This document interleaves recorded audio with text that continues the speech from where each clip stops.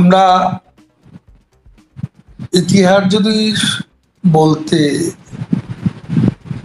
সুযোগটা থাকে তাহলে গণতন্ত্রকে নিয়ে যে সিনেমিনি খেলা হয়েছে, আমরা তো নির্বাচন দিয়েছি, নির্বাচন কমিশনের মাধ্যমে নির্বাচন হয়েছিল 2008 সাল থেকে 2014, 2018, 2024।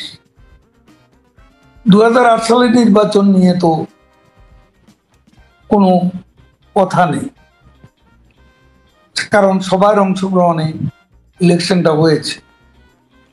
সেখানে বড় দল হিসেবে বিএনপিও ছিল, কিন্তু পরবর্তী কয়েকটা নির্বাচনে বিএনপি ইলেকশন বয়কট করে।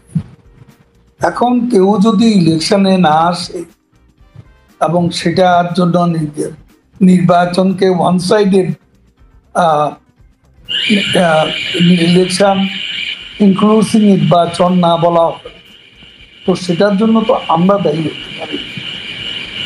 গণতন্ত্রের যে সীমাবদ্ধতা, এই সীমাবদ্ধতা তৈরি করার জন্য অনেকাংশে দায়ী আমাদের দেশে একটা দল, একটা বড় দল, বাংলাদেশ ন্যাশনালিস্ট পার্টি, বিএনপি। তারা তো নির্বাচনে আসেনি। জনগণ যদি আপনাকে ভোট না দেয়, আমি কি করব? আমি জোর করে জেতাবো? তারপর মির্জা ফখরুল দেখা গেল তিনি ইলেকশনে বগুড়া জিতলেন, ঠাকুরগাঁয়ে হারলেন, কিন্তু বগুড়া নির্বাচনে জিতে তিনি সংসদে আসলেন না। এটা কেমন গণতন্ত্র? এটা কি দ্বিচারিতা নয়? তার অন্যান্য দলীয় নেতারা 6-7 জনের মতো সংসদে আসলেন। যখন নির্বাচনে যদি সবাই অংশগ্রহণ করত, অংশগ্রহণমূলক নির্বাচন হতো, তাহলে সেখানে প্রশ্ন আসতে পারে। এখানে তো নির্বাচন কমিশন যথারীতি নির্বাচন করেছে এবং নির্বাচন কমিশনে যে সংস্কারগুলো, যে স্বাধীন নিরপেক্ষ নির্বাচন কমিশন গঠনে প্রধানমন্ত্রী শেখ হাসিনা যে স্টেপগুলো নিয়েছিলেন, সেটা পরও নির্বাচনের বৈধতা নিয়ে প্রশ্ন করা তো অযৌক্তিক। আমাদের সব ধরনের তৎপরতা, রাজনৈতিক তৎপরতা, আমাদের দলকে আবার সংগঠিত করা, সারা বাংলাদেশে আমাদের নেত্রী শেখ হাসিনা স্বয়ং আজকে দল পুনর্গঠনে, দলকে সংগঠিত করার ব্যাপারে তৃণমূল পর্যন্ত তিনি কাজ করে যাচ্ছেন এবং আমরা আমাদের দলের নেতারাও এ ব্যাপারে সক্রিয় ভূমিকা আমরা পালন করছি। আন্তর্জাতিক বিশ্বেও ইউনূস প্রশাসন সম্পর্কে আগে যে ধারণা ছিল, এখন সে ধারণা বদলে যাচ্ছে এবং এটা আমাদের কাজকর্ম চলছে। আমাদের বিদেশে আমাদের সংগঠনগুলো আছে, আমাদের আওয়ামী লীগের নেতাকর্মীরা আছে, তারাও সেখানে অত্যন্ত সক্রিয়। কাজে আওয়ামী লীগ এখন অনেক সংগঠিত হয়েছে।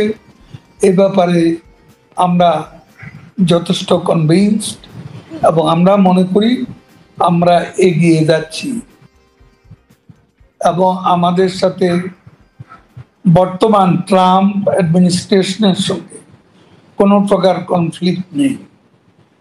আমাদের বিভিন্ন বিষয়ে আমাদের বিভিন্ন রকমের চিন্তা অনেকেরই থাকতে পারে, তাদেরও দৃষ্টিভঙ্গি তারা ভিন্নভাবে দেখছে।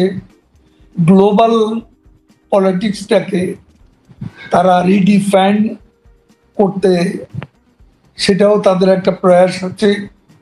সেখানে আমাদের সাথে কোনো বিরোধ নেই, আমরা তাদের সহযোগিতা চাই। কারণ বাইডেন অ্যাডমিনিস্ট্রেশন আমাদের সঙ্গে যা করেছে সেটার পুনরাবৃত্তি ট্রাম্প প্রশাসন করবে, এটা এখনো আমরা বিশ্বাস করি না। দেখুন, আপনি কি দেখছেন না দেখছেন সেটা আপনার বিষয়। এই যে তথ্যচিত্র, এই তথ্যচিত্র কিভাবে বিকৃতভাবে এসেছে এবং এখানে ম্যানিপুলেট করে, এডিট করে, যেটার কোনো অথেন্টিসিটি নেই, অথেন্টিসিটি আমরা প্রশ্নবিদ্ধ করেছি। শেখ হাসিনার নিজের কণ্ঠস্বরকে এটাকে এডিট করে, ম্যানিপুলেট করে তথ্যচিত্রটি সাজানো হয়েছে। যেটা করেছে বিবিসি, একই জিনিস, একই কন্টেন্ট আজকে ভিন্নভাবে আল জাজিরা করেছে। সেটা তো কোনো প্রমাণ নেই, আমরা তো বলছি এটা edited and manipulated. AI technology ব্যবহার করে এগুলো করা হয়েছে। বাংলাদেশে গিয়ে আমরা সংগঠিতভাবে সবাই একটা নিরাপদ অবস্থান থেকে, শান্তিপূর্ণ অবস্থান থেকে রাজনীতি করার আমাদের সুযোগ আছে। আমাদের অ্যাক্টিভিটিসই ওখানে নিষিদ্ধ। আমাদের কর্মীরা কোথাও দাঁড়াতে পারে, সেখানেও তারা মিছিল করছে, প্রতিবাদ করছে। আজকে গোপালগঞ্জে জনগণই প্রতিরোধ করেছে। আমরা অবাক হলাম, বাংলাদেশের সেনাবাহিনী সেই এনসিপি, ওই মোহাম্মদ ইউনূসের যে ঠ্যাঙ্গারে বাহিনী, এদেরকে দল করার নামে গোপালগঞ্জে তারা গিয়েছিল। আসল উদ্দেশ্য ছিল বঙ্গবন্ধুর সমাধিসৌধকে ধ্বংস করা। তাদের আসল উদ্দেশ্য ছিল। আপনি একজন অর্থনীতিবিদ হিসাবে আপনার কাছে আমাদের একটু প্রশ্ন, যে এই ক্ষেত্রে কোন কোন জায়গায় আপনি সরকারের লুপহোলসগুলি দেখেন এবং আপনি মনে করেন যে এই ব্যাপারগুলি মানে নীতিমালায় পরিবর্তন আনা দরকার বা কোনো আইনের পরিবর্তন আনা দরকার বা আরো ভিজিলেন্ট হওয়া দরকার, কোন বিষয়গুলি নিয়ে আপনার পরামর্শ বা সাজেশন, অবজারভেশন? সেখানেই বলছিলাম আর কি, রুল অফ লটা এস্টাবলিশ করা। আইনের কোনো বিষয় না, আইনটা প্রয়োগ করতে হবে। তো আইন প্রয়োগ না করলে এগুলো তো কিছুই হবে না। এগুলো আইনের প্রয়োগ, যারা আইন প্রয়োগ কর্মকর্তা তারা ঠিকমতো করছেন কিনা, সমস্ত বিষয়টা হলো আইনের প্রয়োগ। আইন হওয়া, আইনের নির্দিষ্টভাবে প্রয়োগ করা, আইনের যেটা কন্টেন্ট ছিল, যেটা আইনের পেছনে যে কার্যকারিতা ছিল সেটাকে প্রয়োগ করা। সেটা না করলে তো কিছুই হবে না। আইনের প্রয়োগটাই আপনি আসলে বেশি গুরুত্ব দিচ্ছেন, যে আইন এক্সিস্টেন্ট আইন আসে সেই আইনের মধ্যেই এগুলি আসলে রোধ করা যায় বলে আপনি মনে করছেন, যদি আইনের প্রয়োগ হয় বা আইনের প্রয়োগ সিলেক্টিভ না হয়। একবার প্রয়োগ করা শুরু হলে তখন বুঝে যেতে কোন জায়গায় আপনার ঘাটতি আছে, সেটা পূরণ করে দেবেন। এখন তো বোঝাই যাচ্ছে না কোন জায়গায় ঘাটতি কোথায় আছে, কারণ আইনেরই প্রয়োগ নাই। এই প্রসঙ্গেও যদি আমি আরেকটা প্রশ্ন করি, যে অনেকে এরকম আশঙ্কা করছেন যে বাংলাদেশের অর্থনীতি আসলে খুব ভঙ্গুর অবস্থার মধ্যে আছে। এই অর্থনীতি যেহেতু বিপুল পরিমাণে বৈদেশিক ঋণ আছে, এর মধ্যে নানা ধরনের ব্যাংকিং খাতে নানা ধরনের অব্যবস্থা আছে, আপনি কি মনে করেন যে বাংলাদেশের অর্থনীতি আসলে খুব ভঙ্গুর বা মারাত্মক কোনো চ্যালেঞ্জের মধ্যে আছে? সরকারও এই চ্যালেঞ্জটার কথা স্বীকার করে, কিন্তু তারা করোনা এবং ইউক্রেন যুদ্ধের কথা বলে যে সারা বিশ্ব পড়েছে তাই আমরাও পড়েছি। আপনি এটা কিভাবে দেখেন, মানে আপনি কিভাবে কম্পেয়ার করেন বাংলাদেশ এবং সারা বিশ্বের অর্থনৈতিক অবস্থার মধ্যে? সারা বিশ্বের অর্থনীতি, যেহেতু বাংলাদেশের অর্থনীতির অবস্থা খারাপ, সেটা সবাই যেমন বলছি, আমাকেও সেভাবেই বলতে হবে। যে কিভাবে সমাধান হবে সেটারও বহু সমাধান বলা হচ্ছে। এটা সরকার সেটা প্রণিধান করবেন, তাহলে হয়তো অগ্রসর হওয়া যাবে। আপনার কাছেও নিশ্চয়ই পরামর্শ চাইতে পারে। একটি প্রশ্ন এরকম যে আপনি